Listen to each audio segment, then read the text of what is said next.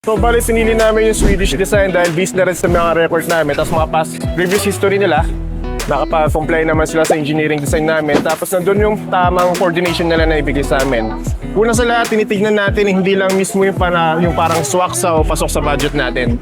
Nandun pa rin yung parang sinasabi natin ng quality. So yung quality tapos yung demand na hinihingi ng team namin, nandun rin yung parang furthermore suggestion nila kung paano mapaganda yung booth namin at kung paano mas ididikit mismo yung kulay ng kumpanya namin na ibigay naman nila. Napakaganda mismo ng pag-assist nila sa team namin. Even nung nag-install pa lang kami ng equipment namin. Tapos lahat kung may request kami kahit napakaliit na bagay, binibigay nila sa amin.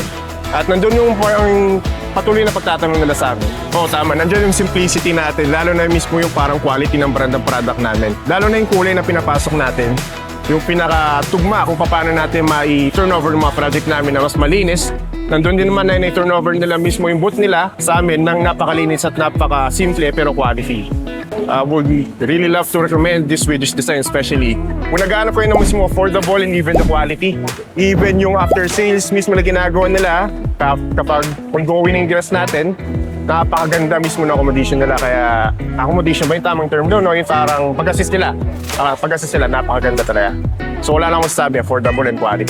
Swedish. Thank you.